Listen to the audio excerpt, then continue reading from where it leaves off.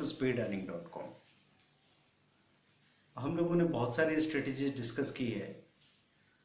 Equity, future and option के लिए बहुत सारे इंस्ट्रूमेंट्स होते हैं। इक्विटी के शेप फ्यूचर्स है, अब इसमें निफ्टी के फ्यूचर्स हैं, स्टॉक के फ्यूचर्स हैं, इंडेक्स के फ्यूचर्स हैं, निफ्टी के, बैंक निफ्टी के और स्टॉक के फ्यूचर्स होते हैं। वैसे बैंक निफ्टी इंडेक्स के ऑप्शंस होते हैं और स्टॉक के ऑप्शंस होते हैं। तो एक कन्फ्यूजन सा होता है भाई किस चीज़ को अप्लाई करें, कब अप्लाई करें, एक सिस्टम बनने की ज़रूरत है। तो इसमें घबराने वाली कोई बात नहीं है। पहले आप एक एक मेथड को सुनो, उसको लगातार प्रैक्टिस करो। प्रैक्टिस करने के बाद आपको ये महसूस होने लगता है कि भाई ये चीज़ मेरे लिए सूटेबल है कि नहीं। अगर यहाँ पे हम 100 तरह की स्ट्रेटेजीज बता रहे हैं तो ये हर इंसान के लिए वो 100 स्ट्रेटेजी काम की नहीं है।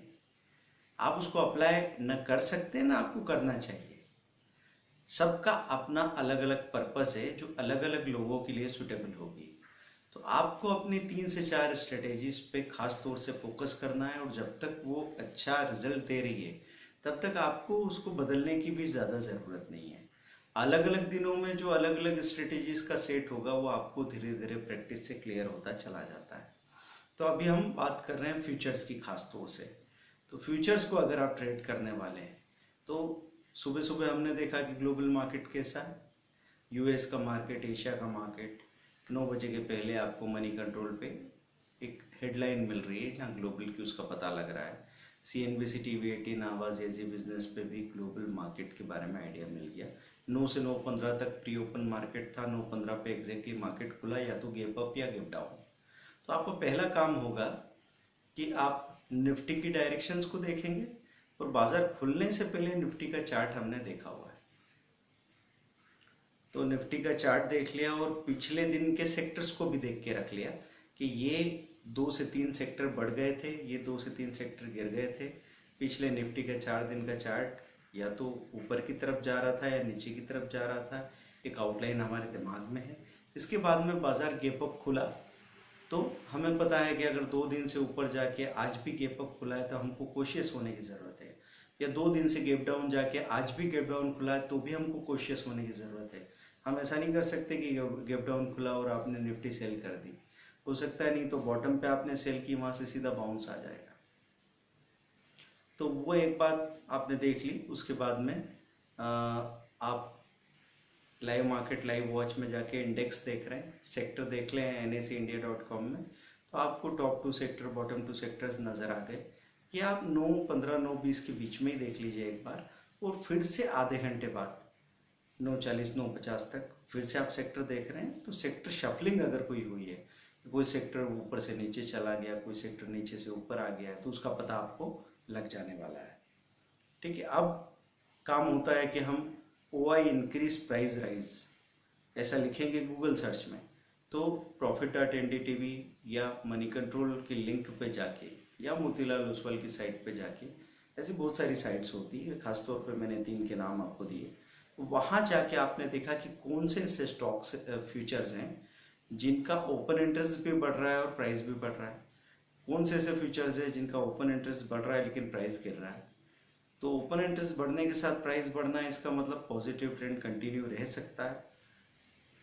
ओपन इंटरेस्ट बढ़ने के साथ प्राइस गिरना मतलब नेगेटिव ट्रेड कंटिन्यू रह सकता है। और NSE इंडिया के सेक्टर आपके दिमाग में है ही, तो उसके हिसाब से हम डिसीजन ले सकते हैं।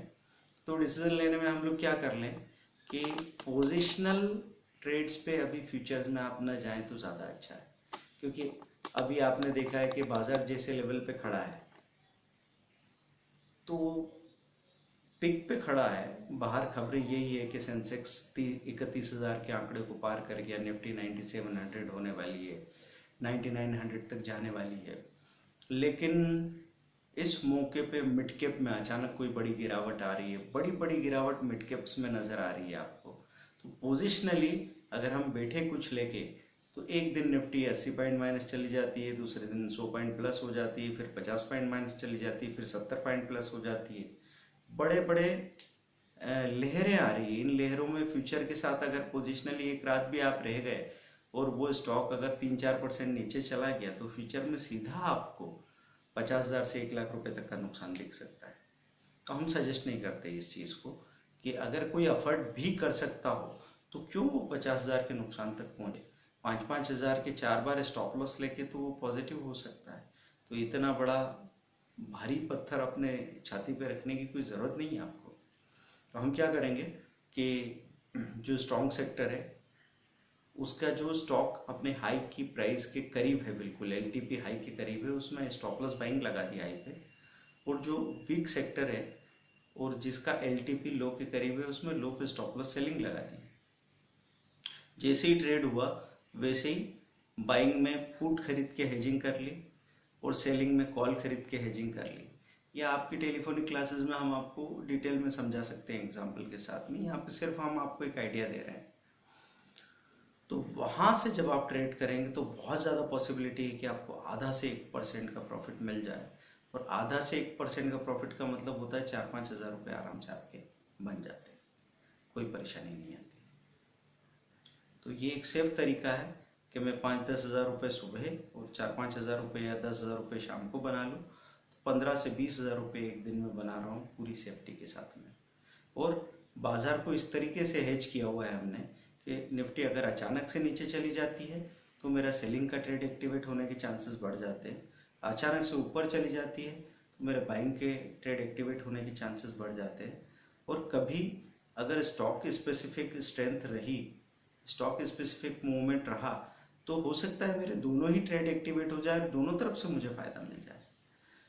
बराबरी में निकलने के चांसेस तो बनते ही बनते हैं, क्योंकि हम सामने से नहीं खरीद रहे हैं फ्यूचर को, हम फ्यूचर को हाई पे बाइंग लो पे सेलिंग लगाने के साथ में ट्रेड होते ही हेजिंग भी कर रहे हैं। तो आप अपने नुकसान को यहाँ पे आधा कर रहे हैं। तो जितना रिस्क आप लेने वाले थे उसमें 3 गुना कारोबार करने की आपकी पॉसिबिलिटी बन जाती है।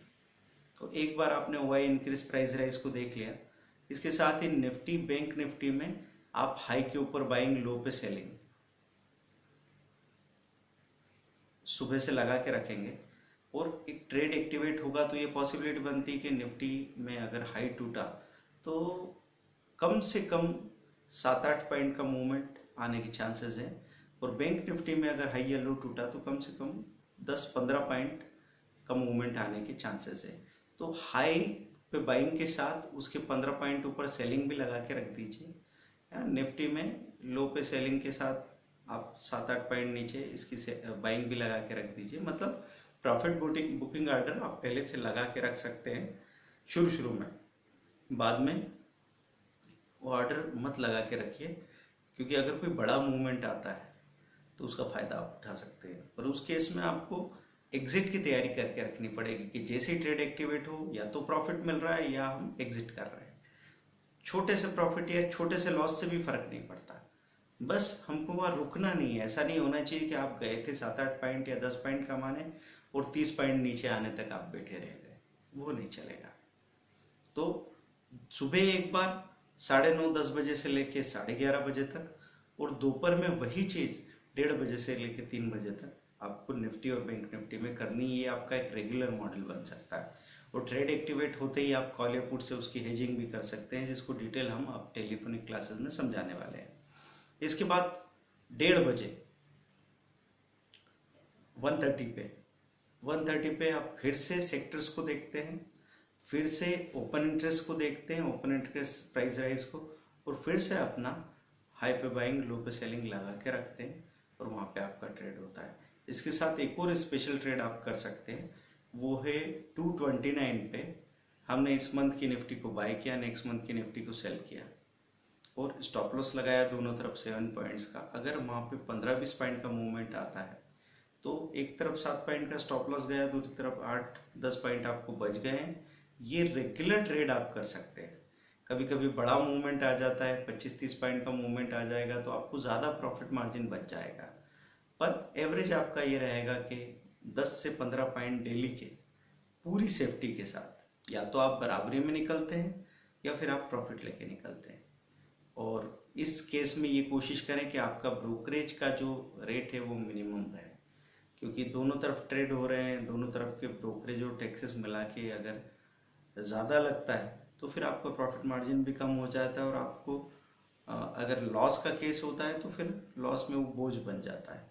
तो तो हमको सबसे ज़्यादा ज़रूरी है अपने ब्रोकरेज का रेट कम से कम कर लें। तो 2 बार आपने ट्रेड किया, सुबह के टाइम स्लॉट में और दोपहर के टाइम स्लॉट में। इसके बाद 3:15 से 3:30 तक आप देख रहे हैं निफ्टी और बैंक निफ्टी का सीन क्या है। स्टॉक्स में ये देख रहे हैं कि कौन से स्टॉक्स बहुत मजबूती से अपने हाई पे बंद हो रहे हैं, कौन से स्टॉक्स बहुत मजबूती से अपने लो पे बंद हो रहे हैं। वहां पे आप BTST करना चाहते हैं तो किसी भी स्टॉक को हेजिंग के साथ लेके जा सकते हैं। BTST करना है या STBT करना है, फ्यूचर में तो दोनों पॉसिबल है। बाय टुडे सेल टुमारो, आज खरीदा 3:29 पे, कल सुबह 9:16 पे खुलते ही बेचना है, या फिर आज बेचा 3:29 पे और कल 9:16 पे खुलते ही खरीद लेना है। तो वहां पे आराम से आपको आधा से 1% का मार्जिन मिल सकता है और ये आपका एक रेगुलर मॉडल बन सकता है जिसमें आपको डिलीवरी नहीं आने की जो प्रॉब्लम कैश मार्केट में इक्विटी में होती है वो नहीं झेलना पड़ेगी। इक्विटी में एक और प्रॉब्लम होती है कैश में कि आप खरीद के तो ले जा सकते हैं, आप बेच के नहीं जा सकते, लेकिन फ्यूचर में आपकी इस प्रॉब्लम का सॉल्यूशन होता है।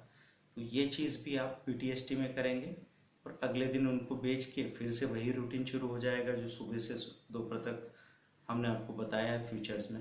तो इस रूटीन को फॉलो कीजिए लगातार, और अगर फ्यूचर पे फोकस कर रहे हैं तो फिर फ्यूचर पे फोकस करें, क्योंकि उसके साथ ऑप्शन और इक्विटी को लेके चलने का कोई मतलब नहीं है। एक तरफ आपका ट्रैक्टर का पहिया है तो दूसरी तरफ स्कूटर के पहिए को लेने का कोई सेंस नहीं है। ये इतना बड़ा पैमाना है कि आपका ध्यान इधर उधर भटकाना वो नुकसानदेह साबित होगा। और पहले से आप अपनी तैयारी रखिए कि फ्यूचर को हाथ लगाना है तो 10-15 हज़ार रुपये माइनस देखने पे आपको पसीने नहीं आना चाहिए। तो इसलिए हम आपको सजेस्ट करेंगे कि फ्यूचर में जाने से पहले इक्विटी कैश में काम करो, धीरे धीरे क्वांटिटी बढ़ाओ, फिर स्टॉक ऑप्शन में काम करो, उसके बाद में हम इंडेक्स फ्यूचर में काम करें। इंडेक्स फ्यूचर में, इंडेक्स ऑप्शन में काम करने के बाद में आखिर में हम जाएंगे स्टॉक फ्यूचर पे, क्योंकि स्टॉक फ्यूचर का जो भी रिस्क इन्वॉल्व है वो ज़्यादा है। तब तक आपका रिएक्शन टाइम मिनिमम होना चाहिए, आपके ऑपरेशन की स्पीड सही होनी चाहिए, और छोटी छोटी गलतियों के 10-10 हज़ार रुपये देना कोई समझदारी की बात नहीं होगी। और बाजार कहीं जा नहीं रहा है तो आपको जल्दबाजी करने की भी ज़रूरत नहीं है। कई बार लोग हमको फ़ोन करके कहते हैं सर पैसे की परवाह नहीं, 10 लाख लगा देंगे, 20 लाख लगा देंगे। पर हाँ, अभी हम सीख नहीं सकते, हमको सीधे आप बस टिप का बता दो। टिप हम लोग नहीं दे रहे।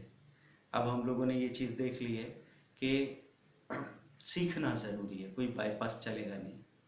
तो ये तय कर लिया गया है कि जो व्यक्ति भी सीखेगा वो अपने ही निर्णय से प्रैक्टिकल्स करेगा, हम लोग सपोर्ट करेंगे तो ज़्यादा फायदे होते हैं। और इस आधार पे निर्णय लिया गया है कि आप ट्रेनिंग पे ही फोकस करें, नॉलेज पे ही फोकस करें, और अपने आप का भरोसा आप दुनिया में सबसे ज़्यादा कर सकते हैं। और आपको भले ही अपने ऊपर डाउट होगा, लेकिन हमको आप पे इतना भरोसा है कि अगर आप टिप से 50,000 कमा सकते हैं तो ट्रेनिंग के साथ कम से कम 1.25 लाख रुपए कमा पाएंगे। अगर टिप्स में हम आपका रिस्क 20-30 हज़ार का है तो ट्रेनिंग के साथ वो रिस्क आधा रह जाता है, 10 से 15 हज़ार का। और ये लाइफ लॉन्ग सॉल्यूशन है, टिप कभी लाइफ लॉन्ग सॉल्यूशन नहीं बन सकती। तो फ्यूचर के रूटीन को फॉलो करें, प्रैक्टिस करते रहें। जो कोई भी परेशानी होगी फोन पे हम लोग डिस्कस करने वाले हैं। वो वीडियो लेसन जो भी आप देख रहे हैं उसको प्रैक्टिस करते चले जाएं। Thank you very much, bye.